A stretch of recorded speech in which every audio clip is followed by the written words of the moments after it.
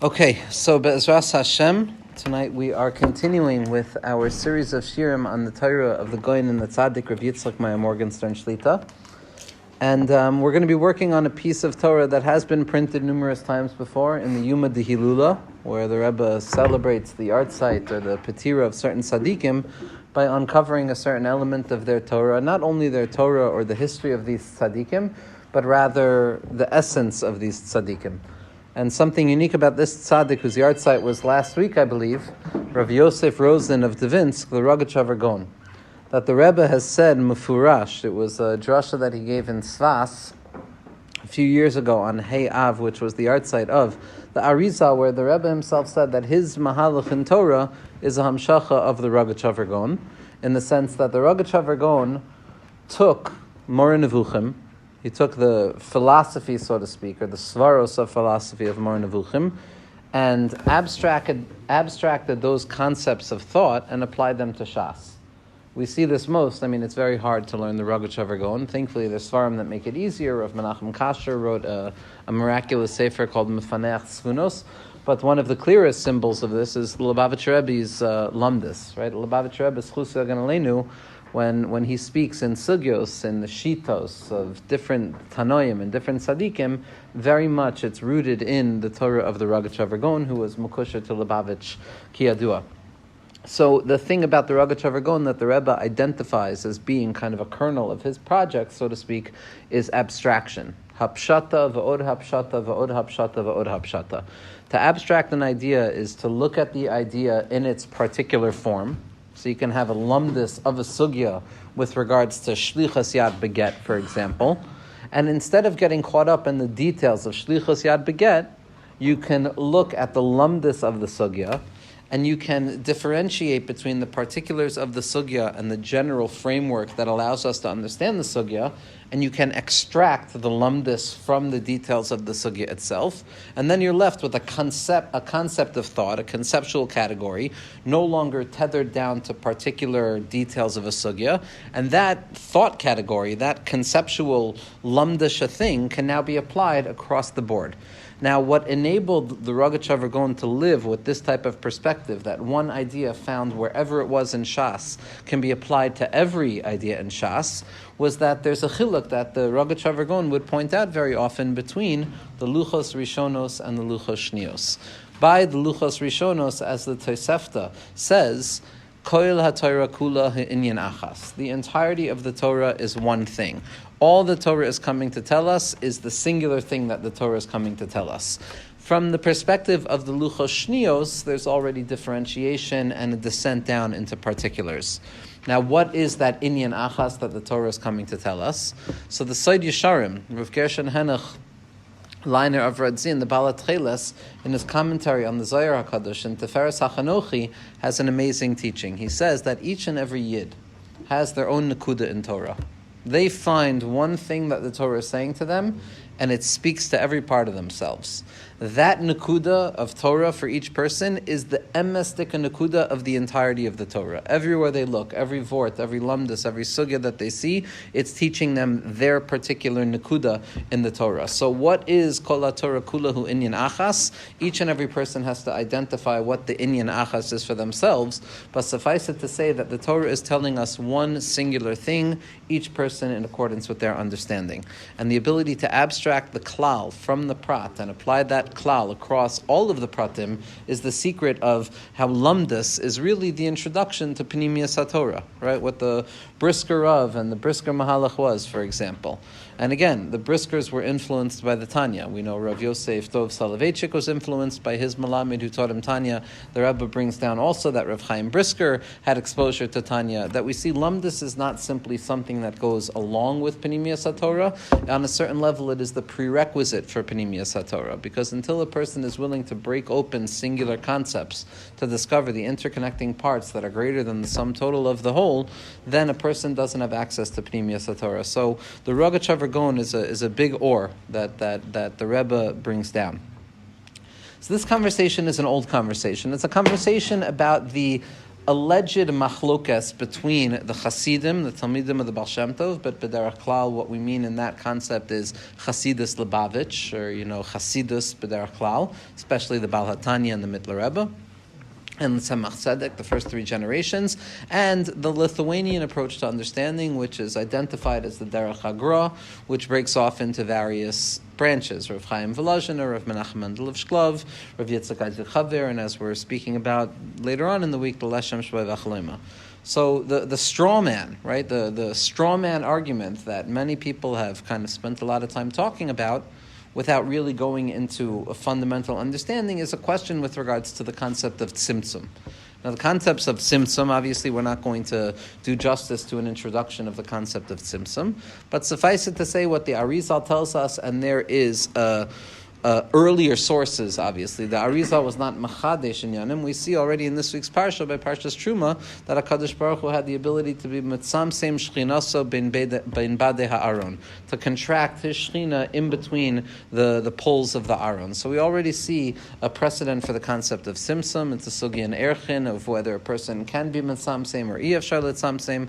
So we have precedents in Shas, but the concept of Tzimtzum is the fact that in order for the infinite God and the infinite light of God to create a finite world, there needed to be a vacuum that was created so that the infinite light of God would not saturate all possibility of something other than God. If all there is God, there could be nothing other than God. And in order for God to allow for something other than God, so to speak, which is the purpose of creation, there had to be a tzimtzum. So the question that really led to this alleged machlokas, and I shouldn't say alleged, meaning the Lubavitcher Rebbe Schusa Ganalinu felt very much that there was a machlokas. The Rosh Yeshiva, Rav Yitzchak Hutner, Rav Yaakov Kamenetsky, Rav Eliyahu Dessler, the Nefesh HaChaim, they felt that there was absolutely no machlokas. So again, we have a machlokas within whether there was a machlokas or not, which is part of Torah. But the question was whether Tzimtzum was literal or figurative. And again, these are just words on a certain level, but we'll try and move our way into them. So the question, let's talk first and foremost about the camp that may theoretically conceive of Tzimtzum as an actual event, a literal event that took place. So the way that this is typically understood is that God, so to speak, actually removed his light from the space in which existence would eventually unfold. And the relationship between God's infinite light and existence that takes shape in that void is by way of hashgacha pratis, or by way of spooky action at a distance. Somehow, some way, God interacts. Now again, Tzimtzum is never a question with regards to the essence of God, whatever that might mean. The essence of God is everywhere revealed at every second. Tzimtzum is with regards to the infinite light of God. Tzimtzum is never a question of whether God is here or God is not here. God is everywhere, God is everything. There is no possibility of anything without God. The question of Tzimtzum is there a presence of an infinite light of HaKadosh Baruch Hu here?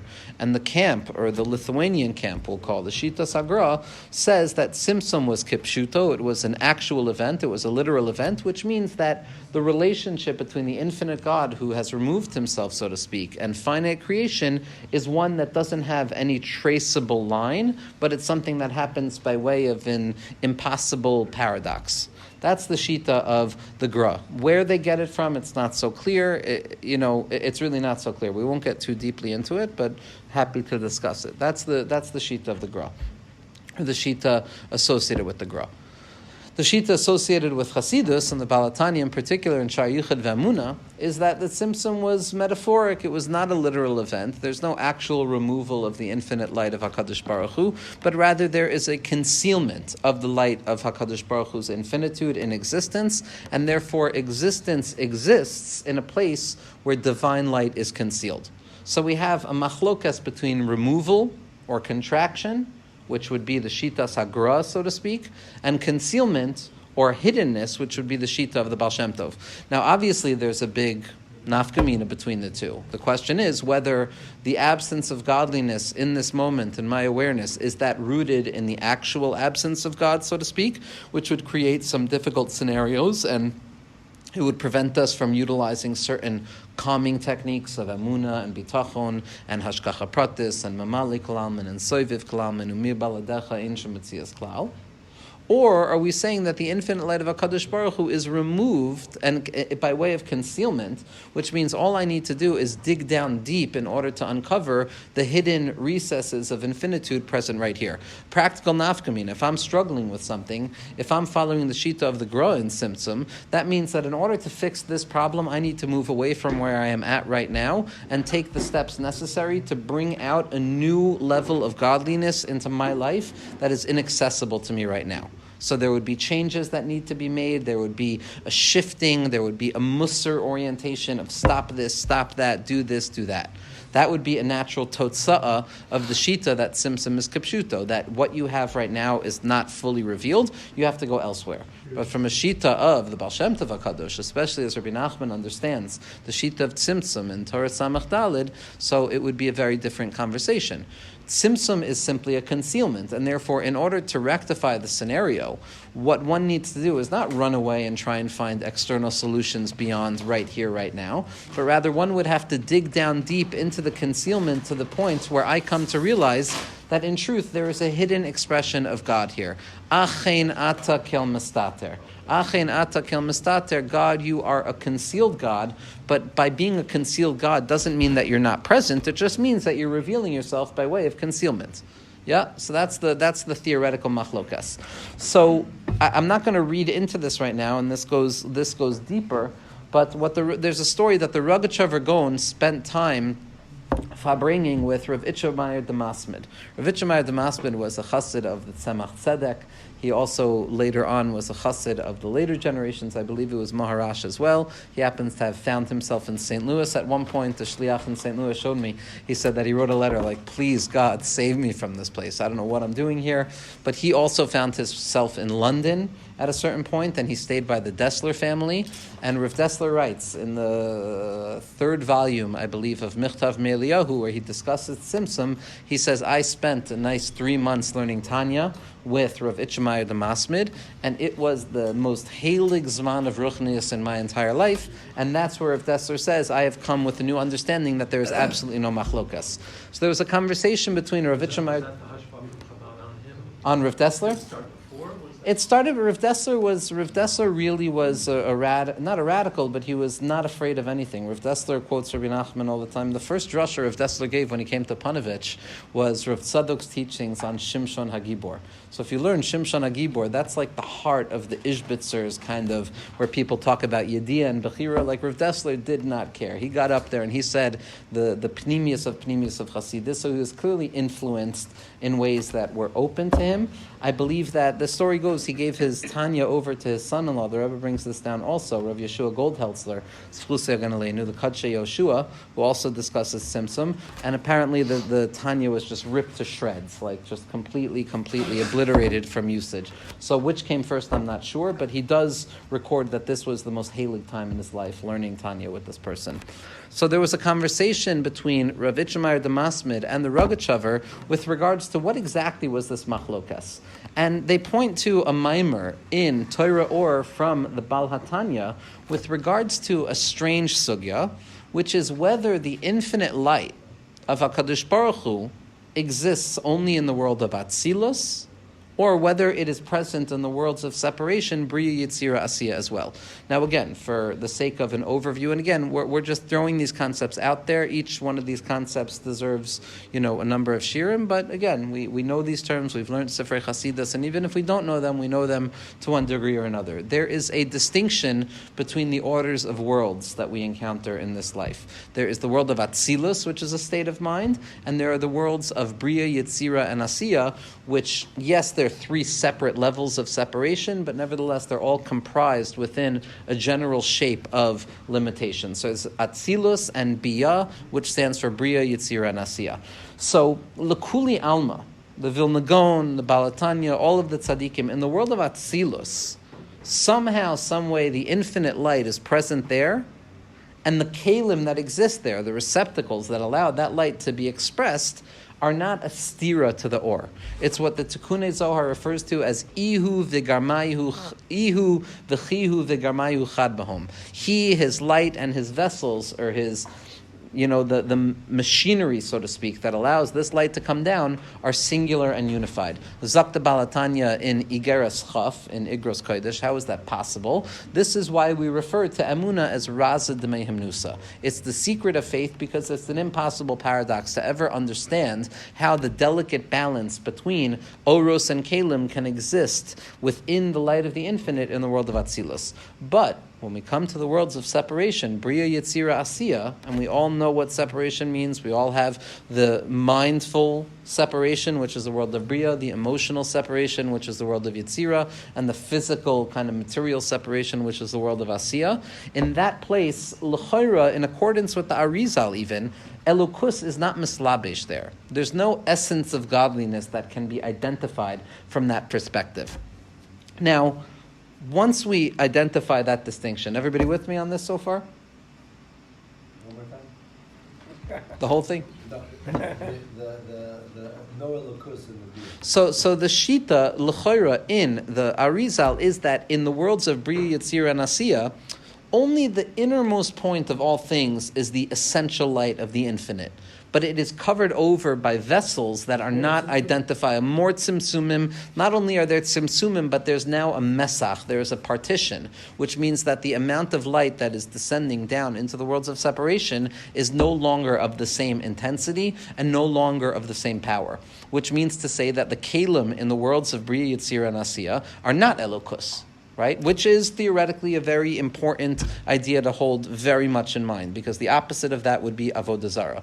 To identify the vessels of this worldliness in the worlds of Bria, Yetzira, Asiya, up to and including the biggest tzaddikim in the world, the Beis HaMikdash, everything, to identify that with atzmus elikus, God forbid, would be tantamount to avodah zarah. It's an understandable level of avodah zarah, like David Malka Mashiach says, Bikesh David la'aloi sal rosh, Zakt Chazal, David HaMelech wanted to serve avodah Zara on a certain level of recognizing that in truth the infinitude of God has to be found everywhere, but we have to hold a deep distinction between the presence of the infinite light in the world of Atzilus, where somehow, some way, measurement is not a contradiction to the immeasurable light of Hashem, and in the worlds of Bria, Yetzira, and Asiya, we have to hold cup that, yes, in the innermost interiority of all things, there is the chelek of Elikus, which is either the Yechida or the Chaya and the Yechida, but the vessels themselves are not elokus.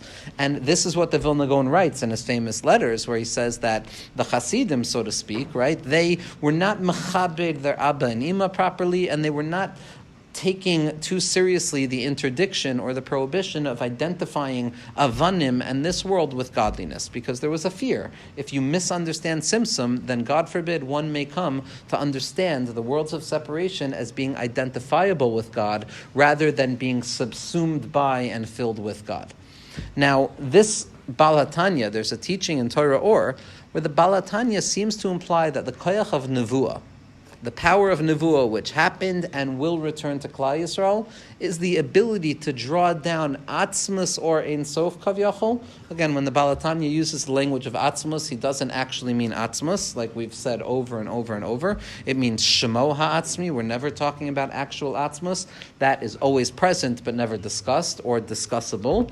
But the Balatanya implies that there is the ability through nevuah, through Netzach and Hoid, somehow, some way, to be mamshech, atzmus or ein sof, into the kalim of Bria, Yetzira, and Asiya. And again, I am paraphrasing. It is important, if anybody wants to take anything I'm saying seriously, to look at the words of the Balatanya inside, which Rogatchover brings down as well.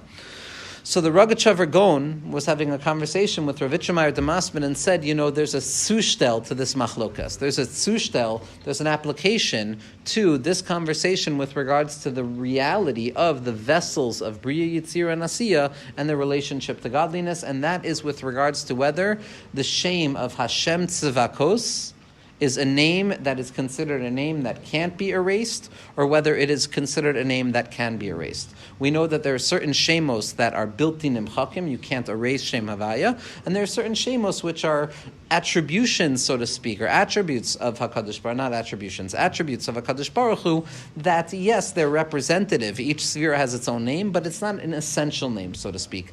And there's a machlokas as to whether Hashem Tzivakos is a shame that can be built-in nimchak, whether it's a name that shouldn't be erased, or whether it's a name that can be erased. Zok the Rogatchover, that according to the Shita that says that the name Hashem Tzavakos can't be erased, that implies that even in the world of Bria, Yitzir, and Asiya, there can be such a thing as a hislapshus of, or Ein Sof, where even the vessels of Bria, Yitzir, and Asiya become infinite expressions of HaKadosh Baruch Hu's divine essence, so to speak.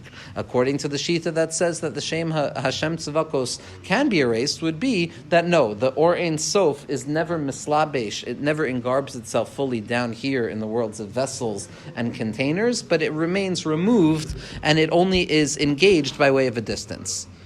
And so, what the Rebbe explains is that this entire machlokas is only from the perspective of Das Tachton. So here we're going to introduce another concept, which the Baal Tanya speaks about, Rabbi Nachman speaks about, the Arizal speaks about. Sure. So, said that it is that the Shmo is Shmo Atzmus, it's not Atzmus. So it's always a name. It's always a name. So now we're asking whether the Or Ein Sof can be mislavish. We're still just talking about a name. We're asking about whether Shmo Atzmus. Absolutely, yes. But so what's the nafkamina there? It's Torah. Shmo Atzmus, Torah. so it's not really Atzmus. It's lumdus. Then it's not really Atzmus. It's lumdus. There's the lumdus of Hashem's mitzias in our lives. Saying Shmo Atzmus is a lower It's still, level, you're so right, it's you're not right. Atzmus. Meaning a So person, it's right. not. So it is and it's not, and that's always the answer. That's always the So answer. then you can always say Mitzvah Mitzvah. Sure, Sure. sure. Sure. So what do we? So let's see. Let's go a little bit weiter, and we'll see what totzah comes out of it. But it's a great question. And so there's a chiluk. It's expressed in the Nefesh HaChaim, as well as the Tanya. What? About the name, it's in the Baal HaTanya. I don't have the makor exactly. I'll share the makor. You know what? I should probably say. I want to say the makor of where the Baal HaTanya is. Give me a second. So, the Baal HaTanya is. I don't have the exact makor of the Baal HaTanya. I will share afterwards because it's an important makor. It's in Torah Or where the Baal HaTanya is discussing this idea, and so. Nefesh HaChaim, Tanya, they make a chiluk.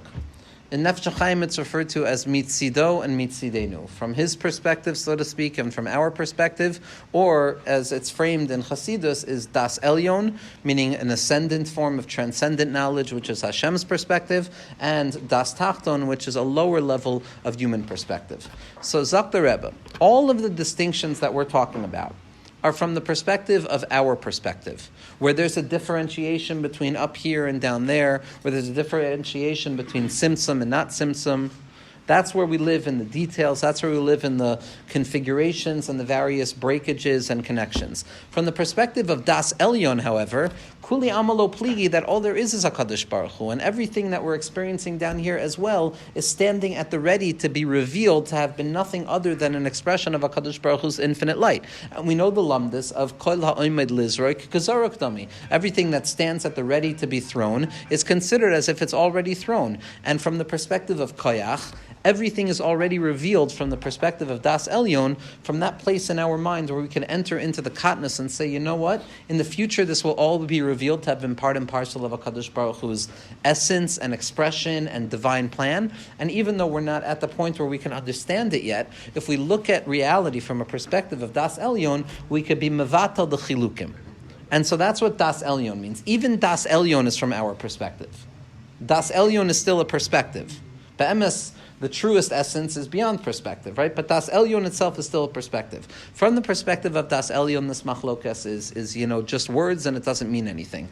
But from the perspective of Das Tachton, this was a real machlokas. This was a real machlokas. And Zak the Rebbe, in truth, and this is clear in the Gra as well as his Talmidim, the essential machlokas here was not whether or not HaKadosh Baruch Hu's presence is found down here. It's a question of, from our perspective, from our lower perspective, is HaKadosh Baruch Hu's presence found down here.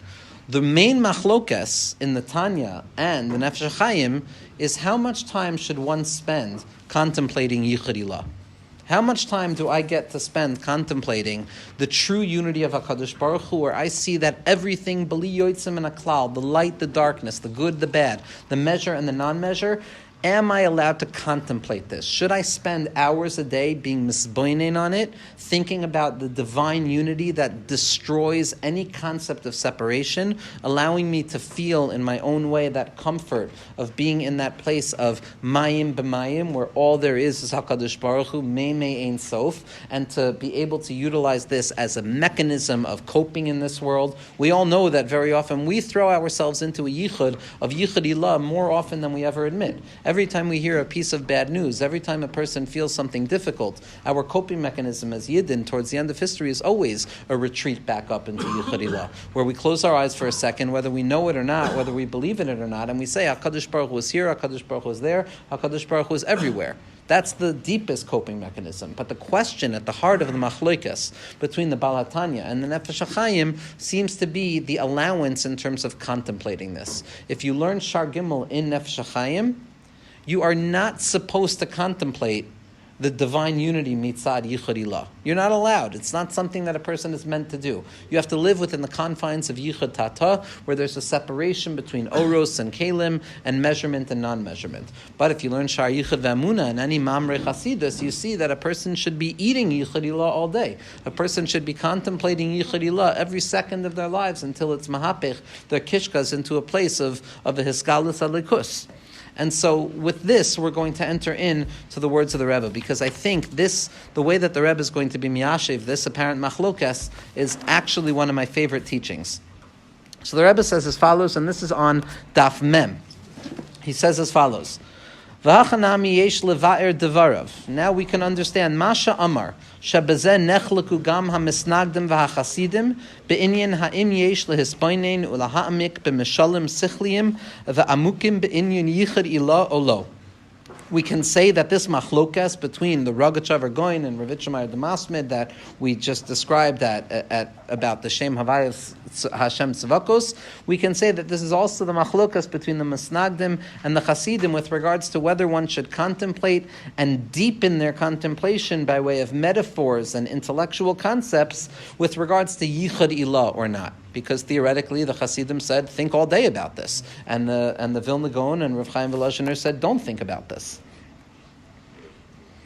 Uperish Meirenu. And the Rebbe explains as follows: Shepnimius hakavana b'machlokas analhu. What's the essence of this machlokas? Shebevadai lukuli alma yesh inyan diyichud ilah shel das Elion shel Hashem Yisparach shemevatel es koil habriya umegala ha'emes la'amiso shemitzido Yisparach hakoil elikus ve'ein oid milvadai ve'efes zulaso. Again, there is absolutely no question that everybody agrees, the Misnagdim and the Chassidim, that there is such a thing called yichud ilah, there is such a thing called a higher way of thinking through consciousness in this world that negates all of existence and reveals the truth of the truth, that from the perspective of HaKadosh Baruch Hu, everything is an expression of godliness and there is absolutely nothing other than God. Zero. Zil, nil. Everything is negated in the light of HaKadosh Baruch Hu's infinitude.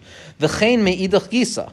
And so too, from the perspective of Yichud Ilah. L'kuli alma mitzad Yichud Tata, hainu mitzidenu, everybody agrees, Misnagdim and Chassidim agrees that from our perspective, the lower unity, mitzad das tachton, from the perspective of Baruch Shem Kavod Malchus L'Olam Va'ed, as opposed to Shema Yisrael, shehu gam ken istaklus v'hargashas amitis, right? That Yichud Tata is a real thing. We're not just imagining reality. Reality exists. That is a fundamental law. Otherwise, you're being mevatel, as Tzemach Tzedek says, as we're going to see, you're a kofer in the Torah if you say the world doesn't exist. It's a mufurish pasuk, Bereshis bara Elokim. Hashem created the world. So a person can't claim that this world doesn't exist. Heyosh bara Hashem yisbarach mitzias sabriya. Hashem created reality as we know it. Kidichsiv b'soratzeinu hakadosha, as it's written in the Torah, Bereshis bara Elokim. HaKadosh Baruch Hu created the world in the beginning. Ukemuva me'at Tzemach Tzedek. What? This world equals separation? This world equals Tzimtzum? This world of Ada. This world is Tzimtzum. This world is separation. That this world exists, meaning No, Avada not. Meaning that already you don't need. Quantum tells you that doesn't exist, right? You don't need that, but right. Sure.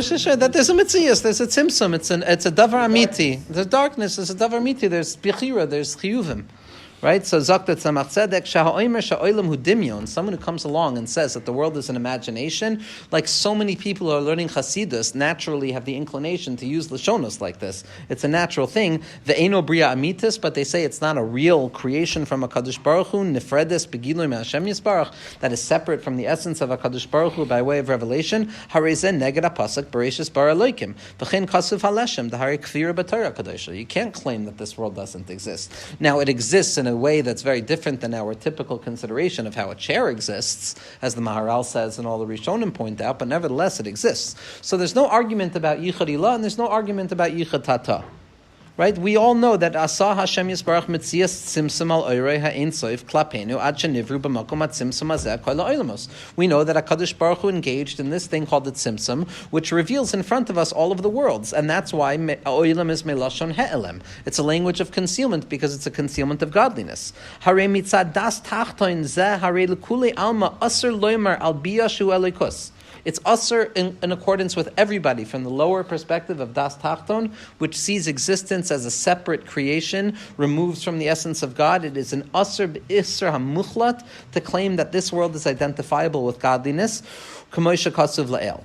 Ella, so what's the machlokas then? If everyone agrees about the Yichud Ilah and everyone agrees about the Yichud Tata, everyone agrees that mitzad Yichud Ilah, all it is Inon Milvado, and that mitzad Yichud Tata, it's separations, then what's the machlokas? The machlokas, bein ha-Chassidim la-Misnagdim, haisa kama mutter v'nitzrach lanu lehityaches u'la'achyos ba'oifen shel or penimi v'hisbainunus ba'oimekim or ve'emuna di Yichud Ilah. The real machlokas, as is apparent from the Nefesh Chaim and the Tanya, is how much time should one spend living with the inner light and contemplation in depth of the light and faith that comes about from the Yichud Ilah perspective. Shelashitas ha-Misnagdim.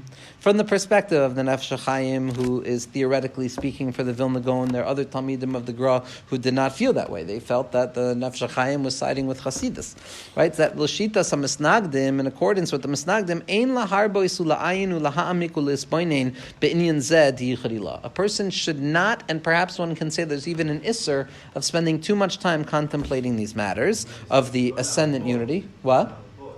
Laharbot, bevadai, because in Nefesh HaChaim already, the Brisker Rav says something incredible, and there's a Maisa about it. The Brisker Rav has the Nefesh HaChaim has a lashon that in a zman of sakana, if a person finds themselves in a zman of sakana, there's a segula nifla'a to contemplate Yichud Ilah to the extent that all of existence becomes null and void. Me'ayin Yavo Ezri. And there's a story about the Brisker Rav that in the Zman of the Shoah, that there were Nazis, mamish like 20 feet away from him, and he had no other way to move, so he started contemplating Yichud Ilah, and he walked by the Nazis, Yimach Shemam. Meaning it's a Segula Nifla, so it says, meaning there is, B'shas Sakana, L'chayra, the Misnagdim would say, that one can contemplate Yichud Ilah. So we're going to see, this is the Nekudas HaMachlokas. By the end, again, if a person looks at the Arizal and what we're doing when we say Shema Yisrael Hashem Elokeinu Hashem Echad and Hashem Elokim, it's lav dafka kind of this Yichud Ilah, Yichud Tata perspective. It's more associated with an aliyah back into the Hechalos in preparation for the Zman between Yom Kippur and Sukkot. So from a theoretical perspective, sure, we're contemplating that, but lav dafka, is that a raya that even the Misnagdim would agree that it's part and parcel of the functional kind of liturgy of the day. And so, Shalishita Misnagdim ein laharbo sula ayin lahamik. Why? It's a sakana sheyachol lahavi leidei kalus b'shmiras hatayu mitzvahs k'may shekasav and nefesh chaim lahedrikain. This was the difficulty. This is in the prakim between Shar Gimel and Shar Daled, that if you contemplate Einon Mevado enough, eventually you're going to come and serve God in the bathroom. There's a footnote in the old Bnei Brak edition of the Nefesh Chaim that references Rav Dessler, and when you look at Rav Dessler says, and what's the problem? There's an isser of experiencing HaKadosh Baruch Hu in the bathroom. It's not that Hashem doesn't exist in the bathroom. It's that there's a chalois isser on contemplating God in the bathroom. So when the Nefesh Chaim says... That depends on some znus and you're allowed to. Yeah, exactly, from the Munkatcher. No, if you have a hearer's znus, Sure. There's Chachma Shlomo says, Rav Shlomo Kluger says... Yeah. Rav Shlomo Kluger says that one can contemplate the fact that HaKadosh Baruch Hu is the source of all of reality, even when they're in the bathroom. Lav Dafkar, we know he like this, but the Rebbe brings down the sheet all the time. There's a chilik between Inyane Amuna and Inyane Torah. And the Munkatcher in Divrei Torah, in one of like the 9 chalakim of it, he has an insane Torah that says that there's certain tzaddikim who behechrich, they started like thinking sugyos in the bathroom, and it was a raya that really be'emes there's no tzimtzum. It was like a hint from HaKadosh Baruch Hu. But b'derech klal, right? This is, and we saw again the Nefesh HaChaim was not being uber frum. There were birurim that needed to take place in terms of the original experience of Hasidus, that had there not been this hisnagdus and the reframing of Hasidus, things theoretically would have gone off, right? The Gra was at a time when the Cherem came out.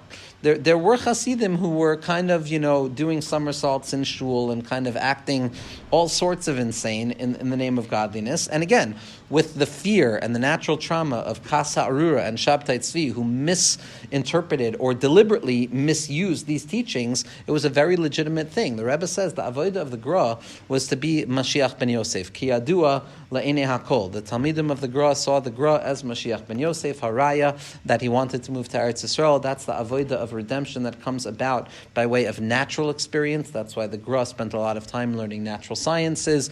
Metach Sahar. He tried to uncover that. Kol Hatur, whether it's an authentic sefer, whether it's from the Gra's Talmidim or not, doesn't make a difference. It's basically the balance of Mashiach. Exactly, right? I wanted to say every chasana has a cheder hayichud and a shomer hayichud. The Cheder HaYichud is the place where absolute unity is revealed, but in order to enable such a space, there has to be a Shomer HaYichud who says, you're not allowed in here, you're not, because things are not fully revealed yet. The Vilna Gaon's avodah as Mashiach ben Yosef was to fight against Erev Rav, to be mevarer, the klipos that made their way into Klal Yisrael, the same way Moshe Rabbeinu tried to bring them all in. So, the Vilna Gaon at his time felt, l'choira, that by Chasidus there was this hisoirus of this Inyan, this foreign body, so to speak, within Klal Yisrael. Then it took about 3 generations for the birur to take place, where the Haskalah truly started, and there we have the Tzemach Tzedek, who was the 3rd generation of Chabad Lubavitch, and Rav Itzel of Volozhiner, who was the son of Rav Chaim Volozhiner. They joined forces against the Haskalah, and it became clear at that point that what the Gra was fighting against was not necessarily Chasidus per se, but the perpetual kind of process that one has to be aware of the possibility of Haskalah. But the Litvaks would say that there's a danger that comes about from too much contemplation. V'rak yesh l'kabel emuna zeh b'yichad ilah ba'ofen shel emuna pshuta u'b'bchinas or makif. And in truth, one shouldn't spend too much time contemplating this. It should just be kind of like a surrounding, unconsciously known idea that I don't dive into every second, but I know b'derech klal. Ba'ofen shel emuna pshuta u'kiyadua she'emuna nikr or makif. Right? It's not a das. I'm not meant to be misboinin on it all day. I'm meant to live with the general framework of the awareness that enables me to continue functioning. That's according to whom? This would be the sheet of the Misnagdim. Sheet of Misnagdim, right? Beli hisboinus v'eslabshus b'seichel b'bechinas or pnimi klal. I shouldn't integrate it into my being. I shouldn't contemplate it in a way that it's makariv to the seichel. V'rak b'shas tzara v'sakana haya makubel b'brisk. And it was only in a time of danger and suffering that there's a hanhag and brisk, shehim nechte v'talmidei HaNefesh HaChaim, their grandchildren and the students of the Nefesh HaChaim, l'shtamish b'sugulaso hanifla shel HaNefesh HaChaim lahasyu levatam me'aleim kol dinim v'retzonos hacherim shlo yochlu lishlot bahem v'lo yasu roishem klal al yidei shekavu b'levavim es inyan diyichad ilah. But there's a hanhaga that in a zman of tzara you can tap into this kind of nuclear power, and you can uncover the fact that be'emes einoin milvado legamrei. V'gam be'es tzorech kazois lo kasav HaNefesh HaChaim sheyisboinim b'sichlo. Even there, even in a time of fear, Nefesh Chaim doesn't say a lashon of hisboinenus like Hasidus would, be'inyan v'yuchad ilah, ela sheyikva hadavar belibo. Rather, I should bring that makif more into a permanency. It should be in front of my eyes. So, still, there's a machlokas about the hisboinenus. Das Chassidim. This is mamish. It gets so good, chavra. Masha ein kein Chassidim. So what's the machlokas here? Masha ein kein Chassidim yadu sheze ikr avodas Hashem lichyos u'lisboinin b'chol rega be'or ha'yichad ilah. The Chassidim didn't really argue about whether or not you should contemplate Yichad Ilah all day. Nobody says you should contemplate Yichad Ilah all day. Everyone is moed that you're misbainin on Yichad Ilah in a Shas Sakana and a Shas Sarah. But for Chassidus to be a Ben Adam in this world without Yichad Ilah is a Shas Sakana. So Kuli Amalo Pligi. Right? Kuli Amalo Pligi, that you're only misbainin on Yichad Ilah in a Zman of Sakana. The Machlokas is this Velt a Sakana? Is this Velt a Makom Sakana, or is it only in a place of Sakana? And the Chassidim who understood that if I'm not thinking about Einon Mavad every second, I'm dead. I'm far, far, far beyond what I could have ever conceived of me falling into. And therefore, this world is a sman sakana, and therefore I have to contemplate it all the time. Similar teaching is brought down with regards to the machlokas between the Ramban and the Rambam regarding the mitzvah da'oraisa of tefillah. The mitzvah da'oraisa of tefillah, according to the Rambam, tefillah is a da'oraisa regularly. According to the Ramban, the tefillah is only da'oraisa b'shas sakana. Zak the Meforshim, that for the Rambam, he lived in this space where he understood it was always a shas sakana, and therefore his boinanus and tefillah was a da'oraisa, not his boinanus. Aren't they actually just arguing on the definition of contemplation at that point? Because I mean, they're not saying that you're going to sit there all day contemplating, right? So contemplating, I'm saying that sure. Chassidim is contemplating is more. Sure, you could be machalik, right? You could be machalik between hispoinus, but I would say that, but their mechanism of hispoinus. Hispoinus is a real practice, right? You sit, Chassidim arishonim ayushoyin shayachas koydem atfila. Hispoinus is a real practical thing, and there is meaning. Yeah, bevadai. There's darchei aliyah. Right, there's darchei aliyah. So I would say you're right. One can say that meaning it's a, but hispoinus is not a lashon you're going to find necessarily by the Nefesh HaChaim. That's an inyan. Hispoinus by Leikus is an inyan that's brought by the Balatanya, and I mean it's brought from the Chassidim Arishonim, from the Rishonim Mikubalim. Here he's saying the machlokas is not so much about what hispoinus is, as much as what allows for that hispoinus. And the notion of a shas sakana is what enables a person to contemplate it. Masha'in ken Chassidim yadu sheze ikar avodas Hashem lichyos u'lisbainin b'chol rega be'ordi yicharilah. They understood that the purpose and the essential way of living in this world with avodas Hashem is to contemplate yicharilah, shu dveikus ha'amitis b'Hashem yisbarach, which is true connection to HaKadosh Baruch Hu, where a person is able to see through the confines of this worldliness. Ubeprat shahaloi kol rega ba'olam hazeh hu b'bchinas sakana. Every moment in this life is a tremendous sakana because we stand at the ready to forget HaKadosh Baruch Hu.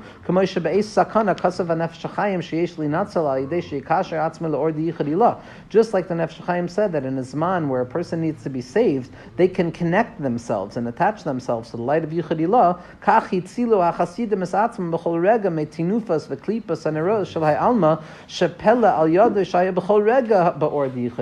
The Chassidim were so sensitive because they understood the vulnerability of what it meant to be a Ben Adam in this world. They were not the ones who were sitting and learning Shas all day, but they were the ones who understood what it means not to be able to learn.